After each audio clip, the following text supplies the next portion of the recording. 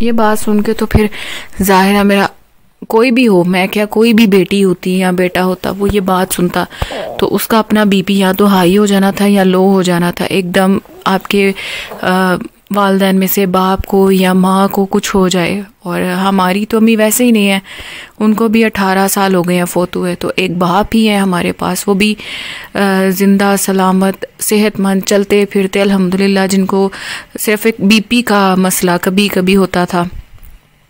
एकदम से ऐसी खबर सुनने को मिले और ये भी नहीं पता कि उनको क्या हुआ है क्या नहीं हुआ, तो जाहिर है कुछ ऐसा हुआ होगा जिसकी वजह से वो रेस्क्यू 1122 पे उनको हॉस्पिटल लेके गए। तो मैं बस इसी परेशानी में समझ नहीं आ रहा था कि क्या करूं, कोई रिक्शे वाला मिल जाए, कुछ भी मिल जाए तो मैं हॉस्पिटल पहुंचूं। मैं अपने मियाँ को कॉल करी थी, उन्होंने जब फ़ोन रिसीव किया तो उन्होंने कहा कि मैं थोड़ी देर में बस आ रहा हूँ। तो बस फिर वो उन्होंने कहा मैं थोड़ी देर में आता हूँ, तो वो उस वक़्त इशा की नमाज़ पढ़ रहे थे। तो जैसे ही वो घर आए उन्होंने पूछा तो क्या हुआ है, उन्होंने मुझे बिठाया, पानी दिया, पानी वगैरह पियो, इस तरह ना करो, एकदम से अपने आप को तो संभालो, स्टेबल रखो अपने आप को।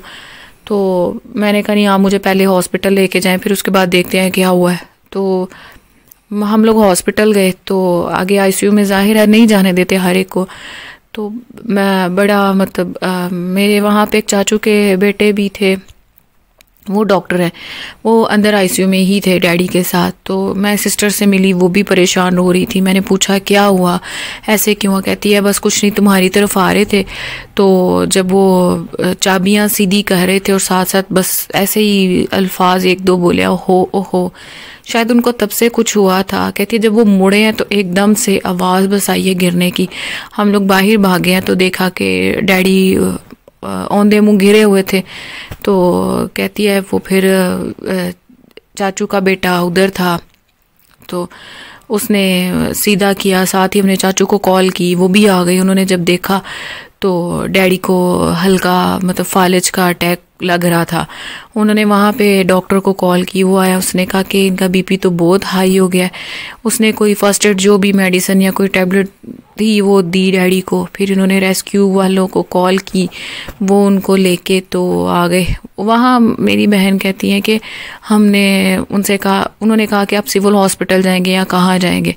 तब वो फिर जो मेरी बहन है उसने कहा कि जो आपको आप लोग तो लेके जाते हैं, कौन सा हॉस्पिटल अच्छा है, आप बस वहाँ पर लेके जाएं जहाँ पे इनकी अच्छी हिफाजत हो सके। तो फिर उन्होंने कहा कि आप मिड केयर ले जाएं, तो वो वहाँ लेके आए। तो जब मैं भी गई, मेरी बारी आई, मैं अंदर गई तो जाहिर है डैडी अपने सेंसेस में नहीं थे।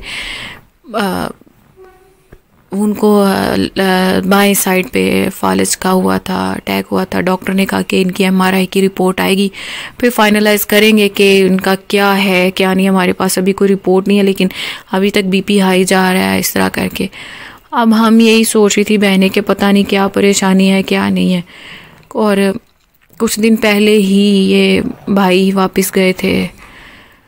भाई भी हमारा एक ही है, वो भी परदेश में रहता है बेचारा। वो 6 महीने पाकिस्तान रह के फिर वो बेचारा गया वापस।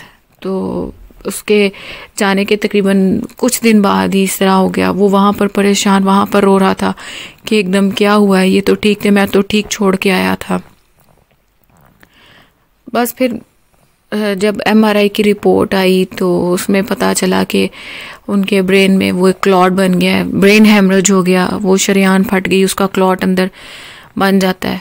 तो फिर उन्होंने कहा कि इनको हॉस्पिटल में रखें। अब ये डॉक्टर तो यहाँ पे कोई भी नहीं है, क्योंकि ज़ाहिर अगले दिन तो ईद थी।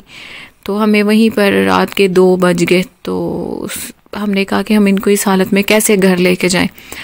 तो फिर उन्होंने कहा कि आप हॉस्पिटल आईसीयू में इनको शिफ्ट करवा दें, तो वहाँ पर ये रहेंगे, इनकी मेडिकेशन जो भी है वो चलती रहेगी और साथ साथ आपको अपडेट करते रहेंगे। फिर हमने डैडी को हॉस्पिटल में ही रखना मुनासिब समझा। तो जब बाकी की रिपोर्ट्स भी, उनकी शुगर लेवल भी बढ़ा हुआ था, कोलेस्ट्रॉल लेवल भी बढ़ा हुआ था, तो बस इसी तरह करके काफ़ी परेशानी में वो वक्त गुजर रहा था। अब समझ नहीं आ रही थी, ईद भी है, क्योंकि ज़ाहिर रात के जो टाइम हो गया था वो तो अगला दिन ही अब ईद का बनता था, और समझ नहीं आ रही थी कि क्या करें, कैसे मैनेज करें। फिर वहाँ पे चाचू वगैरह हमारे साथ थे, तो ज़ाहिर है वहाँ पे लेडीज़ का रुकना मुनासिब नहीं था। फिर मैं तो घर आ गई। इसी तरह ही फिर डैडी आईसीयू में रहे। अगले दिन जब हम लोग गए सुबह, तो उनका बीपी तो कंट्रोल था अल्हम्दुलिल्लाह, लेकिन बात करने में उनको मुश्किल हो रही थी काफ़ी। तो इसी तरह फिर उनकी केयर करते रहे कि फिर जब वो वहाँ पे डिस्चार्ज होके घर वापस आए, एक बंदा जो सुबह सुबह उठ के मॉर्निंग वॉक के लिए जाए, नमाज के बाद मॉर्निंग वॉक करे, बाहर अपने दोस्तों को मिले, अखबार लेके घर आए, नाश्ता करके अपनी दुकान की चाबी पकड़ के घर से चला जाए, अब वो बिल्कुल पैरालाइज हो जाए, उसके लिए कितना मुश्किल हो जाता है। लेकिन सुमा अल्हम्दुलिल्लाह अल्हम्दुलिल्लाह हम बहनों ने अपने बाप की वो हिम्मत नहीं टूटने दी। वो परेशान हो जाते थे, काफ़ी परेशान हो जाते थे कि मैं क्या करूँगा, मेरी तो एक साइड नहीं हिलती, ये वो इस तरह कह के। घर में एक वो थेरेपी वाले डॉक्टर आते थे और ख़ुद भी थेरेपी हम लोग करवाते होते थे, उनको परेशान ही होने देते थे, अपना सहारा दे के उनको उठा लेते थे कि नहीं आप थोड़ा सा उठें, इस तरह करके। एक चाचू के हमारे एक चाचू है, उनका माशाल्लाह 4 चाचू हैं मेरे, और सबके माशाल्लाह बेटे हैं, 2 बेटे 4 बेटे 2 बेटे। तो वो उनमें से एक चाचू का बेटा था अब्दुल्ला, उसने बहुत ड्यूटी दी थी, अल्लाह उसको जज़ा दे, वो उसने बहुत ड्यूटी दी थी। तो वो रात डैडी के साथ सोता था, अटेंडेंट भी आता था, तो वो सारा डैडी को डील करता था साथ। तो बस फिर टाइम इसी तरह गुज़रता गया, और अल्हम्दुलिल्लाह अल्हम्दुलिल्लाह डैडी जो बिल्कुल पैरालाइज हो गए थे, तो अब अल्हम्दुलिल्लाह अल्हम्दुलिल्लाह अब वो चलते हैं।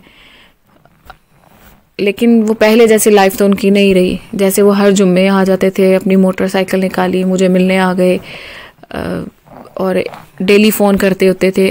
अब उनका डेली फ़ोन तो आता है, लेकिन 1-1.5 साल हो गया वो उस तरह मुझे मिलने नहीं आए जैसे हर जुम्मे के जुम्मे आते थे मिलने के लिए। अब उनका इंतज़ार होता है कि वो कब आए। जब से वो बीमार हुए वो शायद 2 से 3 दफ़ा आए हैं, वो भी कभी गाड़ी पे आ गए या किसी के साथ आ गए, वरना वो ख़ुद से नहीं आते। तो ये बड़ा दुख होता है मुझे इस बात का कि जब वो नहीं आ पाते, या उनका दिल करता है, मुझे फ़ोन करते हैं कि मिलने पे दिल कर रहा है बच्चों से तुमसे, लेकिन मौसम बड़ा ठंडा है या मौसम बड़ी गर्मी है, तो इससे बड़ी तकलीफ़ होती है फिर भी मैं कहती हूँ अल्लाह का बड़ा करम है, एहसान है कि अल्लाह ने मेरे बाप को दोबारा ज़िंदगी दी, दूसरी ज़िंदगी दी। अल्लाह ताला सबके माँ बाप को सलामत रखे, जो बीमार हैं उन सबको शिफाए कामिला अजल अता फरमाए। और बस ये हर जुम्मे को मुझे याद आता है कि जैसे वो 10 बजे आ जाते होते थे, अब वो कितने जुम्मे गुजर गए, अब वो नहीं आते, अब वो सिर्फ़ फ़ोन करते हैं। और ये बात मुझे बड़ी तकलीफ़ देती है कि अब उनकी मोटरसाइकिल गैराज में वैसे ही खड़ी रहती है, वो उसको स्टार्ट तो कर लेते हैं लेकिन उसको बाहर नहीं निकाल सकते, उनका जो बाजू है वो उस तरह काम नहीं करता।